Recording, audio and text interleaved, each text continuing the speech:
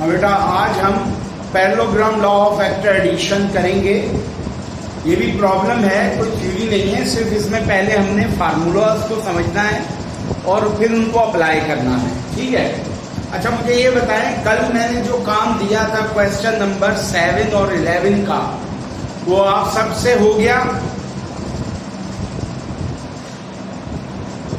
कल जो question number 7 और 11 का मैंने काम दिया था वो आप सबसे हो गया? Give me answers.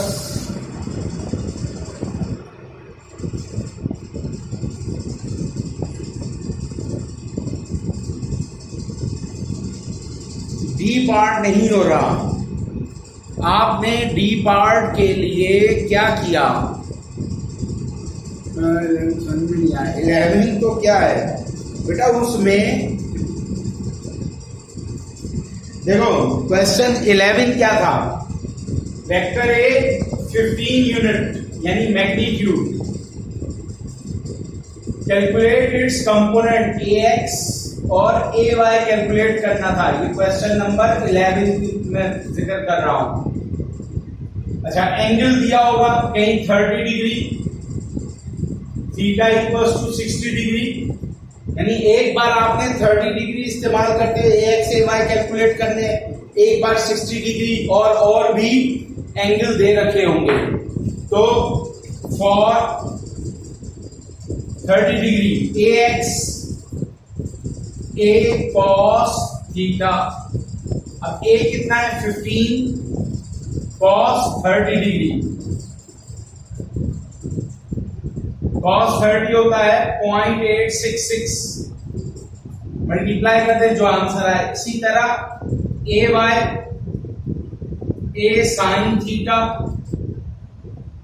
15 और साइन 30 डिग्री। 15 साइन 30 होता है 0.5, तो ये आ जाएगा 7.5 यूनिट्स। और इसको करेंगे तो 12 कुछ ऐसे करके आएगा।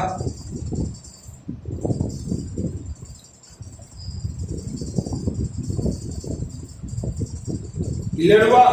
क्वेश्चन 11 क्या था बेटा हमारे पास?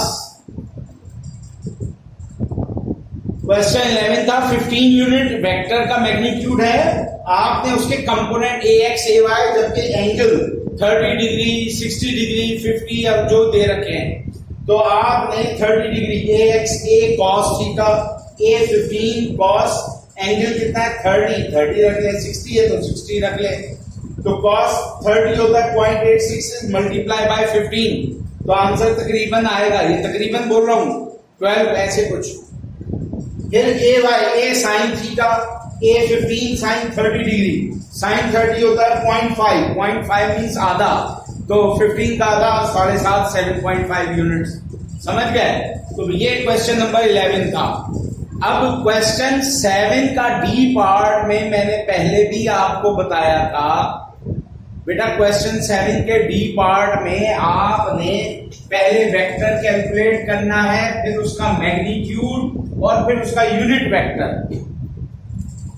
अब जैसे हमारे पास वेक्टर था 3a minus 2b plus 4c, ठीक है? डी पार्ट है क्वेश्चन नंबर 7 का, डी पार्ट है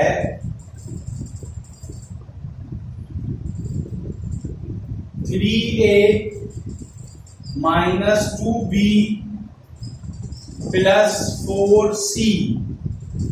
इसका आपने क्या कैलकुलेट करना है? यूनिट वेक्टर यू, ये आपने कैलकुलेट करना है इसका।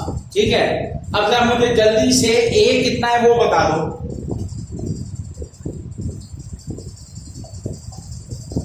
थ्री ए minus 2b plus 4c। 3a कितना है बेटा? ए बताओ, ए कितना है?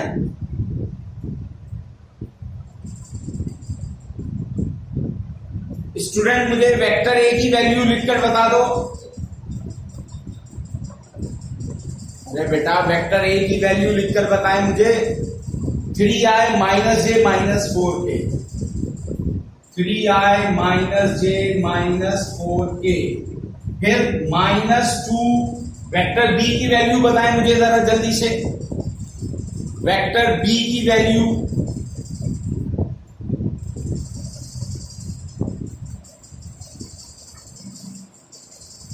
बेटा वेक्टर बी की वैल्यू माइनस, एक ने +2 लिखा हुआ है, बहरहाल चेक करना, -2 आए +4j -3k, -2 आए +4j -3k, ये चेक करो सही है वेक्टर बी की वैल्यू।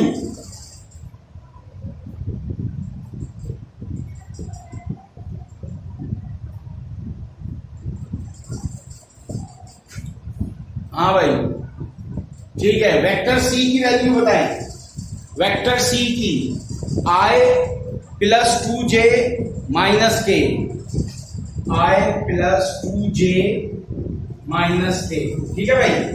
पहले आप 3a -2b +4c कैलकुलेट करेंगे, तो मैंने क्या किया, 3a वेक्टर -2b वेक्टर और 4c वेक्टर, तो 3 3 9i -3 1 3j -3 4 12k, फिर minus minus plus 2 2 4i minus plus minus 4 2 8j minus minus plus 3 2 6k, फिर उसके बाद प्लस 4i प्लस 8j और माइनस 4k। अब आप 9 आए 4 आए, कितने हो गए, 13 आए, फिर 4 आए 17 आए,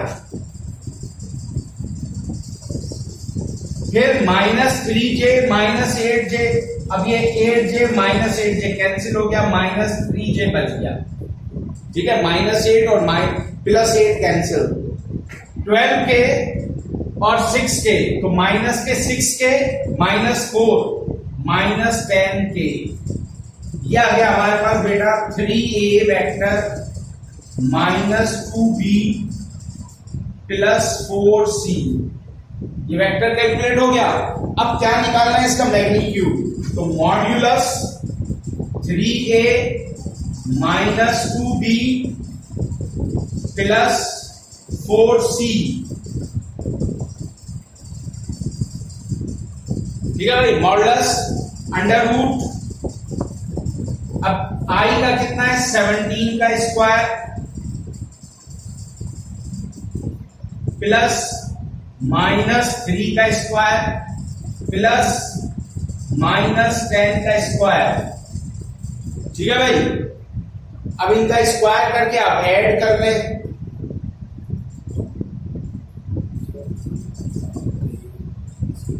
ए की बेटा देखो -12k और +6k, -12 +6 तो माइनस के 6, फिर -4, कितने हो गए -10, दोबारा बोलो बेटा क्या पूछ रहे हो, एक दफा क्या बता दूं, उसको रिपीट करें सवाल को।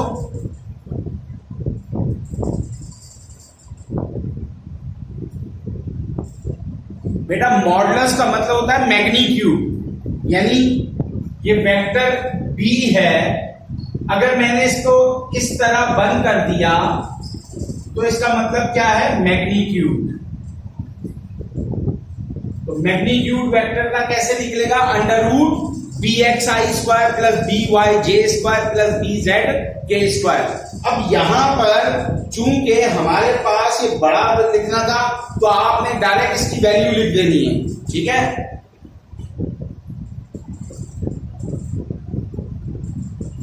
आपने बेटा क्या करना है, डायरेक्ट इसकी वैल्यू लिख देनी है, सब दिख रहा है बेटा आपको। अब जरा जल्दी से स्क्रीनशॉट ले लें इसका,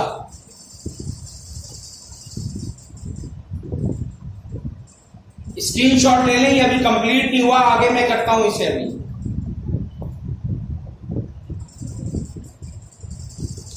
हरी up student, take the screenshot, ठीक है। अब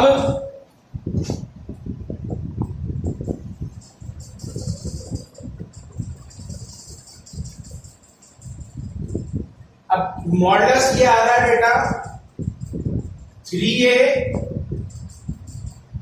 माइनस 2b प्लस 4c 17 का स्क्वायर लेंगे तो 289 प्लस 9 प्लस 100, तो बेटा ये हो गया अंडर रूट 398। अब 398 परफेक्ट स्क्वायर नहीं है, 400 होता 25 आ जाता, 398 निकालेंगे डेसिमल में आएगा, तो डेसिमल में हमें कोई फायदा नहीं है, तो ऐसे ही रख दो। Since u equals to unit vector equals to vector क्या है 3a minus 2b plus 4c divided by modulus 3a minus 2b plus 4c, ठीक है भाई। तो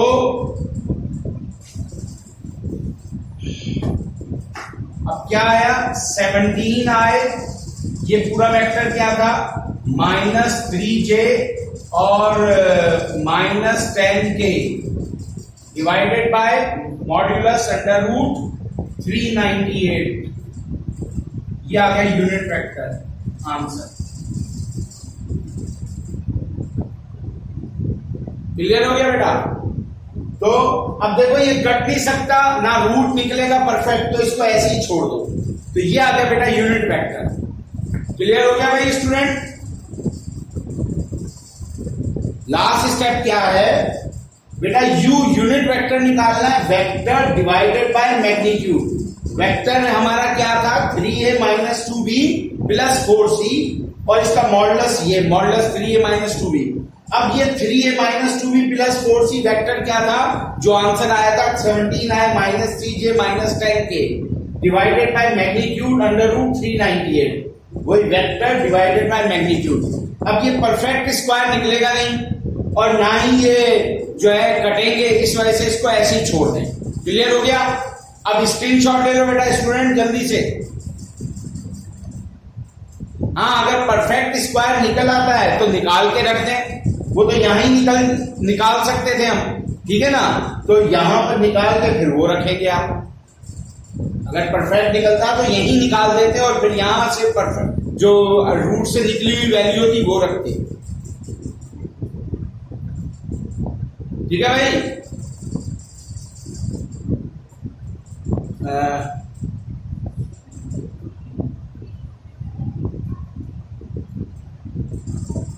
बेटा यूनिट वेक्टर का मतलब है ऐसा वेक्टर जिसका मैग्नीट्यूड क्या हो 1 हो। लास्ट टाइम किया था ना। अब अगर आप इसका मैग्नीट्यूड निकालेंगे, यूनिट मैग्नीट्यूड 1 मगर नाम क्या जुड़ा हुआ है यूनिट वेक्टर। नहीं बेटा, जब परफेक्ट आ जाएगा तो फिर रूट हटा के लिखेंगे। फॉर एग्जाम्पल जब 400 होता तो 400 का परफेक्ट 20, तो मैं सिर्फ यहां लिखता 20।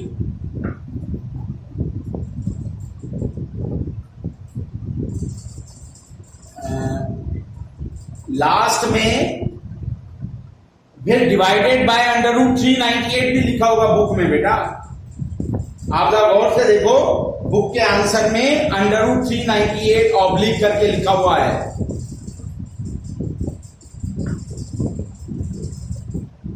हाँ भाई, क्लियर हो गई ये बात?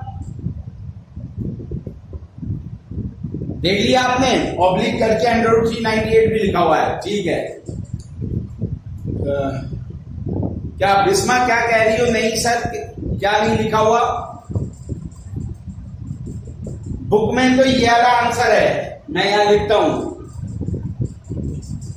बेटा, ये आंसर है बुक में। 3a minus 2b plus 4c divided by under root 398, ये वाला आंसर है बुक में। हाँ, तो आप इस तरह लिख दो। अब चूंकि हमने कैलकुलेशन कर रखी है तो आप पूरी वो कैलकुलेशन लिखो बेटा। बुक में बुक में बहुत सी बातें ऐसी आती हैं, जैसे आपने मैथमेटिक्स में नहीं देखा कि कई सवालों के आंसर अलग लिखे होते हैं और मुख्तलिफ स्टाइल में लिखा होता है, तो वो वाला तरीकेकार है। आपको जो मैं सिखा रहा हूं उसी हिसाब से आपने चलना है, ठीक है ना। अब ये देखो, ये हमने कैलकुलेट कर लिया था, तो इस वजह से इसका आंसर लिखना है। अगर ना कैलकुलेट किया होता तो फिर हम यूं लिख देते। समझ में आई बात? हम चूंकि इसको कैलकुलेट कर चुके हैं, इस वजह से इसको लिखना जरूरी है। सही।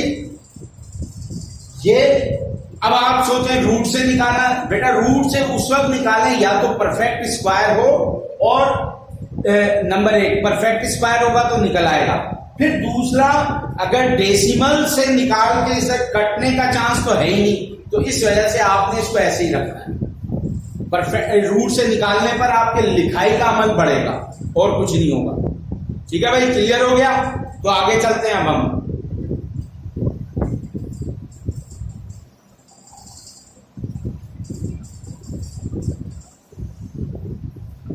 अब हम करते हैं बेटा parallelogram law of vector addition के दो वेक्टरों को ऐड करने पर हमारे पास पैरेललोग्राम आएगा। उस पैरेललोग्राम को हम किस तरह, यानी उसका जो रिजल्टेंट वेक्टर आएगा उसका मैग्नीट्यूड और डायरेक्शन कैसे कैलकुलेट करेंगे। ठीक है भाई, उसका मैग्नीट्यूड और डायरेक्शन कैलकुलेट करने के दो डिफरेंट फार्मूले हैं, वो कहलाते हैं law of sine and law of cosine. ठीक है, अब देखें हमारे पास let two vectors, vector A and vector B having theta angle with each other.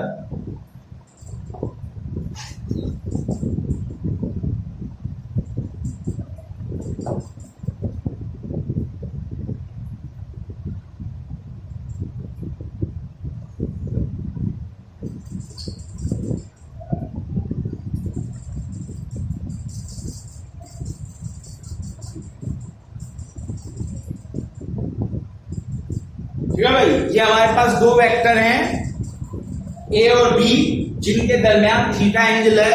हमें इनको ऐड करना है, एडिशन। तो head to tail rule apply करना पड़ेगा। इस ए वेक्टर को मैं थोड़ा छोटा कर देता हूं ताकि मेरा काम आसान हो जाए यहां पे। तो ऐड करने के वही बेटा दो तरीके हैं, A plus B and B plus A, वही जो हमने पीछे कम्यूटेटिव लॉ किया था। तो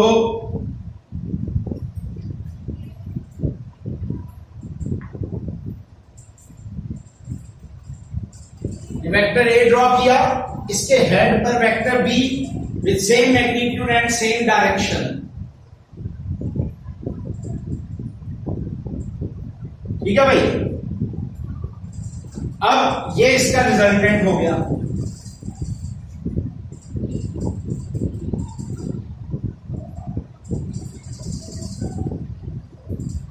ठीक, अच्छा, एक थीटा ये गिवन है और एक थीटा ये है। सही है भाई? तो आप ये मुझे बता सकते हैं कोई कि ये कैसे कैलकुलेट किया जा सकता है। देखो अब जरा गौर से देखना इधर, ये लाइन कितने की होती है बेटा? 180 डिग्री की। लाइन का एंगल कितना होता है? 180 डिग्री। ठीक है भाई, अब अगर मैं इसको यहां से कट कर दूं, सही, ये एंगल अगर मुझे पता है तो ये एंगल क्या होगा? 180 डिग्री माइनस थीटा। अगर ये एंगल थीटा है तो ये एंगल क्या होगा? 180 माइनस थीटा। क्लियर होगी ये बात? यानी एक लाइन कितने की होती है? 180 डिग्री की। उसमें से अगर मुझे ये एंगल पता है, मैंने एक लाइन ड्रॉ की, यानी 180 को दो हिस्सों में डिवाइड कर दिया, अब ये थीटा मुझे पता है, तो ये एंगल कितना होगा? 180 में से थीटा माइनस कर दें। क्लियर हो गई ये बात? हमें स्टूडेंट ये चीज क्लियर हुई? दोबारा सुने,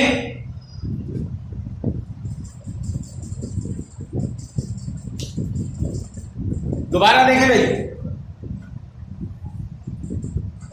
ये लाइन नजर आ रही है, ब्लू लाइन, लाइन का एंगल हमेशा 180 डिग्री होता है। ठीक है भाई।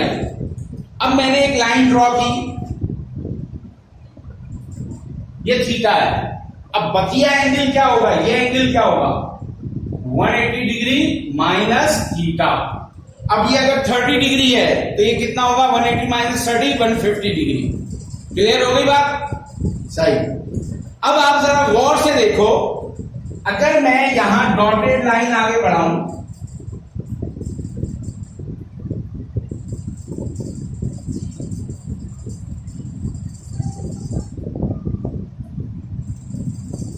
ये डॉटेड लाइन देख रहे हैं आप? क्या बात समझ में नहीं आई मुस्तफा? शुरू से शाबाश भाई, ये बात समझ में आई? ये चीज पहले ये बताओ, क्या मतलब आप सो रहे थे पहले? ये भी समझ में नहीं आई? शाबाश है। तो ध्यान किधर था आपका? 2 बार मैंने बेटा रिपीट किया है, देखें इधर अब गौर से। ये लाइन का एंगल कितना होता है, 180 डिग्री। ठीक है भाई। अब अगर मैं यहां कट कर दूं, ये मैंने कट कर दिया, ये है थीटा, सही है। और तो ये एंगल कितना होगा, 180 माइनस थीटा। समझ में आई बात? ये थीटा है, तो ये बकिया एंगल कितना बचा, 180 माइनस थीटा। हाँ भाई, क्लियर हुई है बात आपको? सही। अब मैं इसी बात पे आ रहा हूं कि क्या लिखा है, let we have two vector A and B having theta angle with each other. ये ए और बी दो वेक्टर हैं, इनके दरमियान क्या एंगल है, थीटा। अब वो 30, 40, 50 कुछ भी हो सकता है। सही। अब मुझे क्या करना है, ऐड करना है। तो पहले मैंने वेक्टर ए ड्रॉ किया, उसके हेड पर वेक्टर बी ड्रॉ किया। ठीक है, तो ये इनका रिजल्टेंट हो गया ए प्लस बी। अब मैं बात कर रहा था इस एंगल की, ये एंगल कितना होगा, समझे? अब आप ये गौर से देखो, ये एंगल और ये एंगल सेम है। ये मैंने डॉटेड लाइन आगे बढ़ाई है, तो ये एंगल और ये एंगल सेम है। हाँ भाई स्टूडेंट, ये एंगल यानी ये वेक्टर एडिशन किया है, तो ए वेक्टर के हेड से देखो डॉटेड लाइन आगे जा रही है, तो ये एंगल मैं ब्लू से ड्रॉ करता हूं, ये थीटा और ये थीटा सेम है। डॉटेड लाइन मैंने ही ड्रॉ की है, समझे? ये बताने के लिए कि ये एंगल हम कैसे कैलकुलेट करेंगे, बिल्कुल ये वाला केस है जो ऊपर समझाया। अब ये थीटा में पता है, तो 180 डिग्री माइनस थीटा, तो हम कैसे कैलकुलेट करेंगे बेटा? ये थीटा हमें पता है, ये वही थीटा है जो ये गिवन है।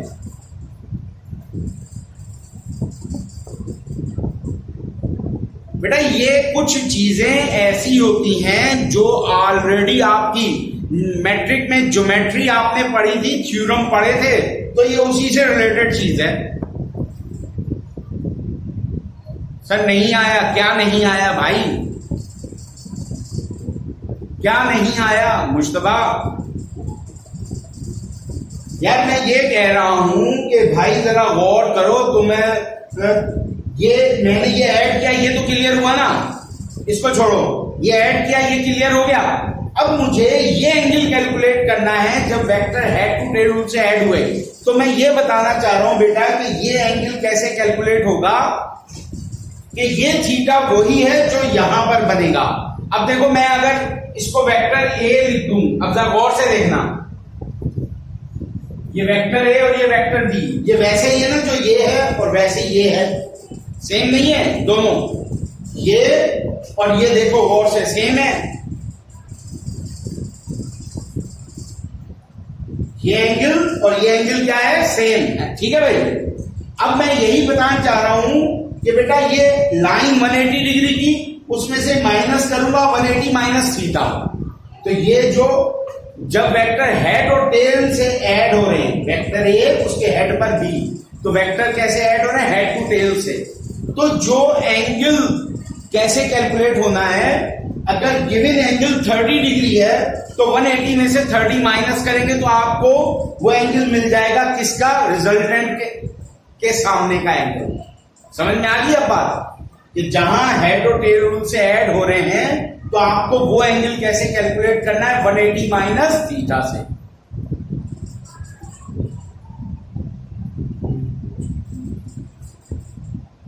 मैं तुम्हारी बात नहीं समझ रहा, क्या कुछ भी हो सकता है? हाँ, वो एंगल ये हाँ, ये एंगल 50 भी हो सकता है, 60 भी हो सकता है। अगर 60 होगा तो 180 माइनस 60, अगर 70 होगा तो 180 माइनस 70। क्लियर होगी बात अब? हाँ भाई स्टूडेंट, ये चीज क्लियर हो गई? बाकी स्टूडेंट भी मुझे जवाब दें। हाँ भाई, बाकी स्टूडेंट भी बताएं, सबको क्लियर हो गया? गर्ल्स स्पेशली, सही है। अब देखो, अब जरा एक स्क्रीनशॉट आप इसका ले लो जल्दी से। स्टूडेंट एक स्क्रीनशॉट इसका लें जल्दी से।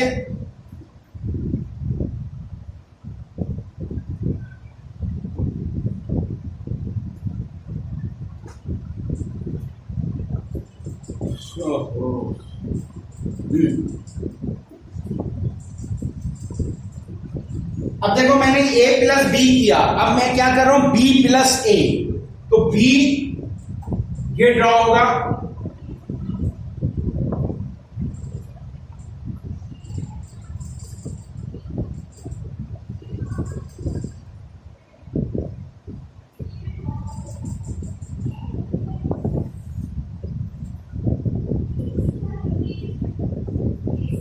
ठीक है भाई?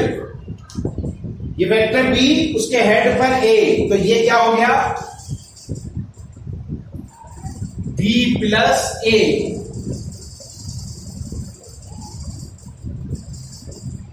ठीक है भाई?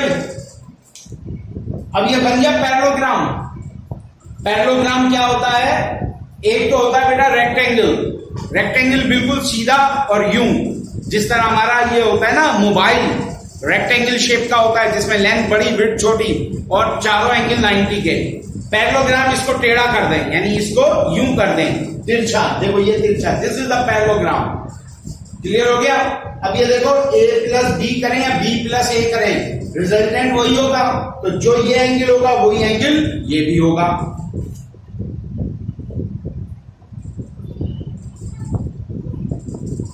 ठीक है भाई?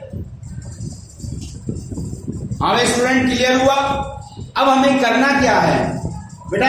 इस वेक्टर की, ये जो रिजल्टेंट वेक्टर आया है, इसकी डायरेक्शन और इसकी लेंथ नापनी है, यानी इसका मैग्नीट्यूड और इसका एंगल। अब इसका एंगल क्या होगा बेटा? ये होगा इसका एंगल। इसको हम क्या कहेंगे? अब देखो यहां पे थीटा बहुत सारे हैं, तो अब हम थोड़ा इसको चेंज करते हैं। ये हमारा हो गया जो है वेक्टर ए के सामने, जरा गौर से देखना, ये क्लियर हो गया बेटा? पैरेललोग्राम क्लियर हुई सबको? स्टूडेंट ये पैरेललोग्राम कैसे बनी, क्लियर हो गया? अब आप देखो, इस पैरेललोग्राम में ट्राइंगल है, ठीक? ये ए ट्राइंगल, ट्राइंगल का ये ए बाजू यानी ए आर्म के सामने ये एंगल, ठीक? ए आर्म के सामने जो एंगल होगा उसको हम अमूमन अल्फा से शो करते हैं। बी के सामने जो एंगल है उसको हम बीटा से शो करते हैं, ठीक है? और रिजल्टेंट के सामने जो एंगल है उसको हम गामा से शो कर सकते हैं। ये क्या है? आर नहीं है बेटा, गामा है, गामा।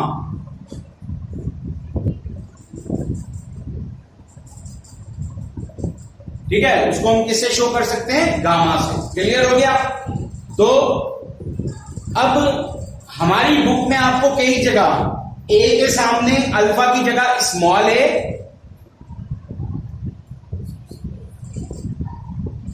के सामने स्मॉल ए भी हो सकता है, बी के सामने स्मॉल बी भी, और रिजल्टेंट के सामने स्मॉल आर या स्मॉल सी कुछ भी हो सकता है। ठीक है? मगर अमूमन हम ए के सामने अल्फा, बी के सामने बीटा और रिजल्टेंट के सामने गामा शो करते हैं। ठीक है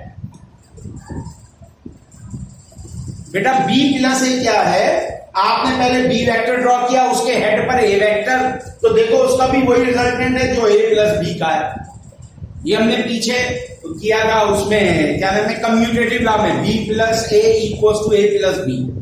ठीक है, तो अब ये पैरेललोग्राम बन गया एक तरह से। क्लियर होगी बात? हाँ भाई स्टूडेंट, क्लियर हुई ये बात? ए प्लस बी, बी प्लस ए। लास्ट स्टेप क्या था बेटा कि अब हमारे पास ये जो ट्राइंगल है इसको एंगल के नाम कैसे देंगे? ए वेक्टर के सामने अल्फा एंगल, बी वेक्टर के सामने बीटा एंगल और रिजल्टेंट के सामने गामा एंगल। ठीक है, ये इसके असल में प्रॉब्लम आती है। अब ये आपने समझ लिया कि किसका पैरेललोग्राम बनी है। अब फॉर मैग्नीट्यूड के लिए हम यूज करेंगे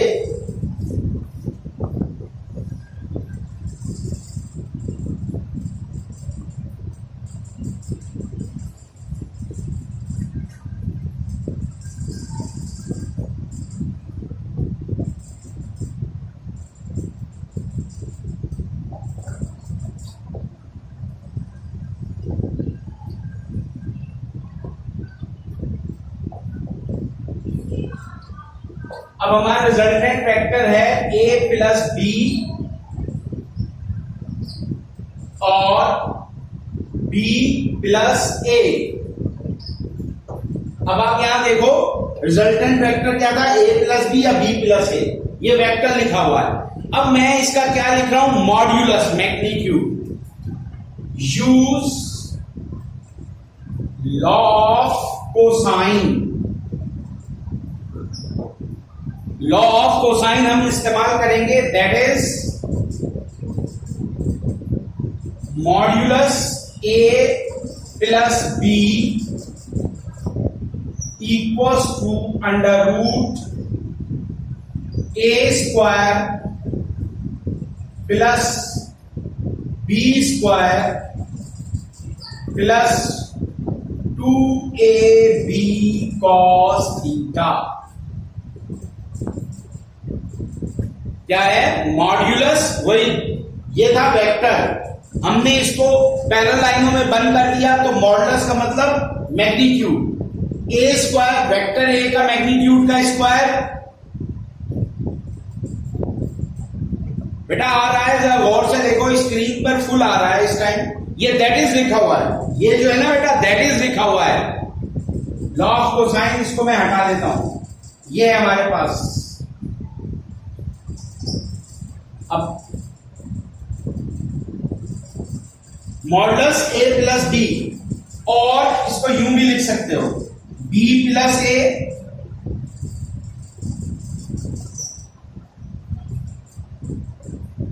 under root A square plus B square plus 2ab cos theta. अब थीटा वो है, यानी ए का मैग्नीट्यूड, बी का मैग्नीट्यूड, और ये जो थीटा गिवन था ना दो वेक्टरों के दरमियान वो। अच्छा, अब ये तो था बेटा एडिशन, सब्ट्रैक्शन भी तो हो सकता है। For subtraction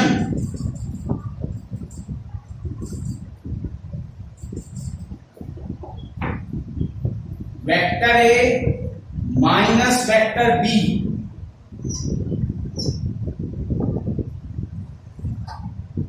A square plus B square minus 2ab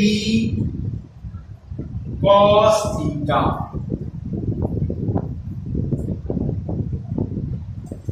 यानी सब्ट्रैक्शन होगा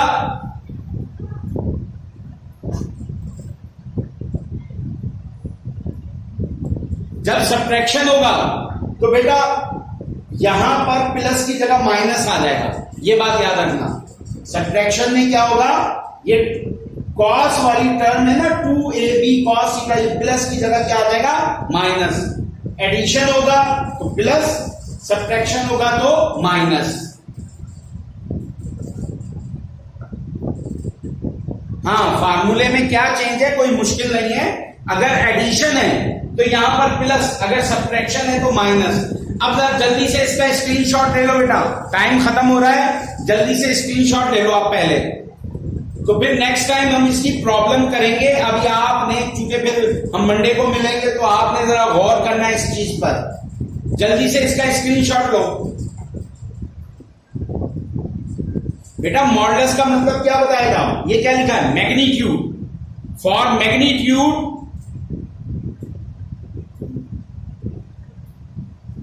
मैग्नीट्यूड के लिए आपने क्या करना है, क्या लिखा है, फॉर मैग्नीट्यूड ऑफ रिजल्टेंट। तो मैग्नीट्यूड के लिए क्या करते हैं, मॉडुलस लगा देते।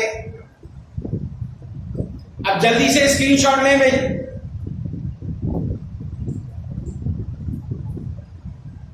स्टूडेंट स्क्रीनशॉट ले लिया, फिर मैं इसके डायरेक्शन का फार्मूला लिख दूं जल्दी से।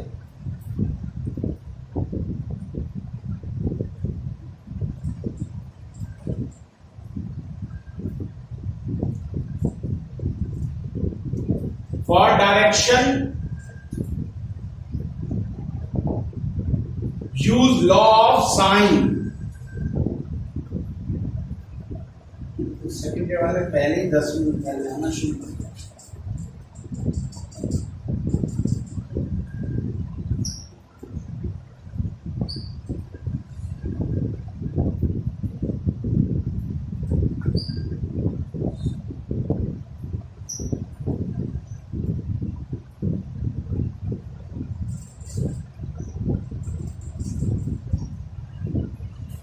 हाँ बेटा, अब क्या लिखा है, for direction of resultant vector use law of sign.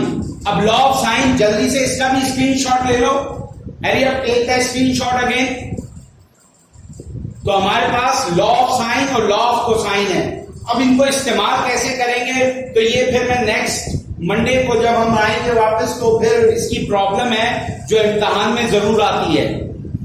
ये समझाया है आज के फार्मूले क्या हैं और ये चीज क्या है, तो मंडे को फिर हम इसके प्रॉब्लम को सॉल्व करेंगे। अच्छा, अब लॉ ऑफ साइन में देखो, इस रिजल्टेंट को अगर मैं आर लिखूंगा तो ए प्लस बी की जगह क्या आ जाएगा, आर। अगर मैं इसको लेट सपोज है सी लिख देता हूं, तो रिजल्टेंट की जगह क्या आ जाएगा, यहां पर सी आ जाएगा। क्लियर होगी ये बात। लॉ ऑफ साइन क्या है, साइन अल्फा, अभी बताया था ना, sine alpha upon side A, sine beta upon side B, और sine gamma upon resultant A plus B, या रिजल्टेंट आर लिखा हो तो आर आ जाएगा। क्लियर होगी भाई ये बात। लॉ ऑफ साइन कैसे आया और लॉ ऑफ कोसाइन। अब ये इसका प्रूफ हमारे पास प्रॉब्लम में आएगा। ठीक है, अब इसका स्क्रीनशॉट ले लिया आप सबने।